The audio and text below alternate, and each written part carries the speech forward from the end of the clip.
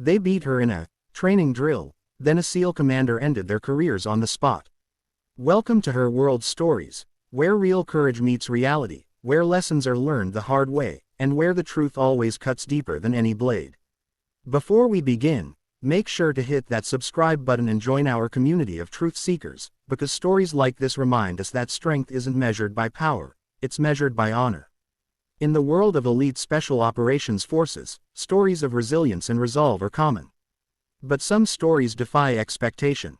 Some stories unravel assumptions so deeply woven into conventional thinking that they force even seasoned operators to reconsider what they believe about strength, leadership, and capability. This is one of those stories.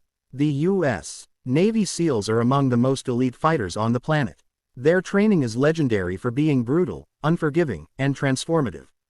But within this world of intense physical challenge and mental strain, there was a moment that tested the limits not only of the trainees but of those who believed they knew the meaning of toughness. Her name was Lieutenant Commander Natalie Brooks, a decorated naval officer with a reputation for integrity, intelligence, and unwavering commitment to her team. She was not a SEAL, but she was assigned to train with them, to learn, to challenge, to grow. Her presence stirred something deep within the community. Some were curious, some were skeptical, but everyone had something to say. It was day 15 of an arduous training cycle, an exercise designed to break even the most disciplined candidates. The sun was rising over the black sands of the training beach, and the air was thick with tension. Sweat, salt, and determination mixed into a haze of anticipation. The drill was simple in description and brutal in execution, a simulated close-quarters combat exercise designed to test reflexes, endurance, and adaptability under pressure. It was meant to be controlled, orchestrated, a predictable chaos. But what unfolded was anything but. The SEAL candidates were hardened individuals, selected from the best of the best. They were conditioned to respond to adversity with strength, to endure pain without hesitation, and to push through every barrier with relentless determination. But training, real training, is as much about character as it is about capability. When Lieutenant Commander Brooks stepped into the drill zone, she was met with the thunderous force of bodies moving, grappling, and engaging in intense simulated combat. There was no fear in her eyes, only a focused calm. She wasn't there to prove that she was stronger physically. She was there to show that resolve, intelligence, and presence of mind mattered just as much in the chaos of combat. The candidates lunged, grappled, and executed maneuvers with the ferocity they had been trained to employ. They were conditioned to dominate, to overwhelm, to assert control. But Brooks moved differently, not with aggression, but with intention. Her posture was stable, her breathing measured, her eyes calm. She didn't rush, she didn't flinch, she read the moment, anticipating movement, reacting with precision. And that made all the difference. Within moments, a group of candidates had converged on her, a tactic they believed would overwhelm her. They struck with force, assuming her reactions would reflect surprise, hesitation, or retreat. What they encountered instead was fluid adaptation. She absorbed movement, shifted her weight with purpose, and redirected force without resistance. It wasn't that she overpowered them with brute strength. She dismantled their aggression with technique and situational awareness. Where force was met with force, she met movement with comprehension. In that tactical space, she wasn't defending, she was teaching. The drill quickly escalated, not in intensity, but in revelation. The candidates, trained to assume dominance, were being outmaneuvered not by power, but by presence of mind. What began as a controlled exercise became a live demonstration of what it means to truly control the battlefield, and oneself. Within minutes, the chaos dissipated, replaced by a quiet that carried the weight of realization. The SEAL candidates, the best of the best, were outranked in tactical precision by a naval officer whose strength was rooted not in physical prowess, but in clarity and expertise. Word of what had happened spread rapidly. Some dismissed it as an anomaly. Others were in disbelief. But the SEAL commander in charge of the training could not look away. He watched the replay not once, not twice, but repeatedly, analyzing every movement, every decision, every outcome. What he saw unsettled him. Not because Brooks had defeated them, but because she had demolished a deeply held assumption, that force alone was the measure of strength. She had shown that resilience, strategy, and keen intuition can upend even the most entrenched beliefs about physical dominance. So the commander made a decision. He didn't strip the candidates of their positions. He didn't punish them. He did something far more significant. He ended their careers on the spot.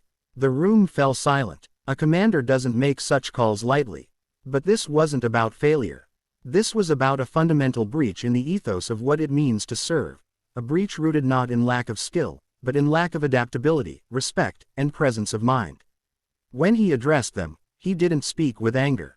He spoke with gravity. "You were trained to win," he said, "but you forgot why we train. We don't train to dominate. We train to understand, to adapt, and to elevate. Strength without wisdom is a weapon without direction."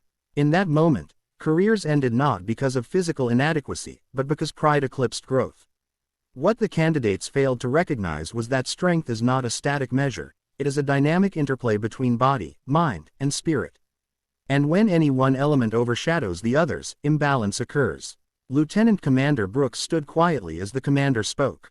Her presence was unassuming, yet powerful. She wasn't there to gloat. She was there to demonstrate a truth, and that truth reverberated through the training compound like a tidal wave. Weeks later, conversations that began with disbelief transformed into reflection. The SEAL community, known for its unwavering commitment to excellence, began to reassess how strength was defined, how training was conducted, and how assumptions could blind even the most capable individuals. Some said the incident would be forgotten. Others believed it would become legend. But the impact was deeper than folklore. It became a catalyst for transformation. Training curriculums were re-evaluated.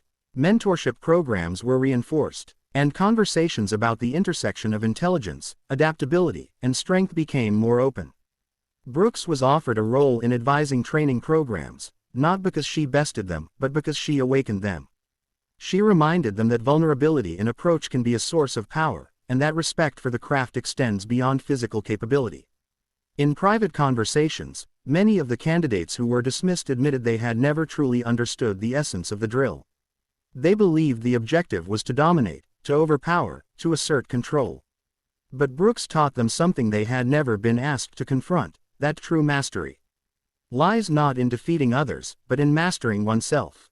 The SEAL commander watched as the culture began to evolve. He knew that what happened on that beach was more than an anomaly, it was an inflection point. It reminded every operator, every trainee, and every leader that strength without insight breeds stagnation, and that adaptability grounded in principle breeds excellence. Months later, at a closed briefing, the commander reflected on the moment. He said, "We train so we never have to ask what we would do in chaos. We train so chaos never surprises us. But training without introspection is like sailing without a compass. You may move forward, but you won't know why." The story of how a naval officer in a training drill challenged the very core of elite combat assumptions spread beyond the SEAL community. It became a lesson for military units, leadership programs, and organizations worldwide. Not as a tale of defeat, but as a testament to the power of perspective. In the end, the drill was never just a drill.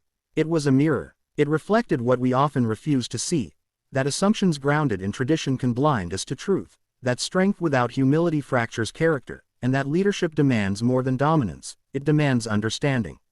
And this is why the SEAL commander didn't just end careers. He preserved the integrity of what it means to serve. He reminded warriors that strength is not merely the ability to strike, it's the wisdom to adapt, the courage to learn, and the humility to grow. Before we close today's story, take a moment to reflect on this. True strength isn't measured in how hard you hit, it's measured in how deeply you understand. It's not the force you exert, but the purpose behind it. And it's not about dominating your opponent, it's about mastering yourself.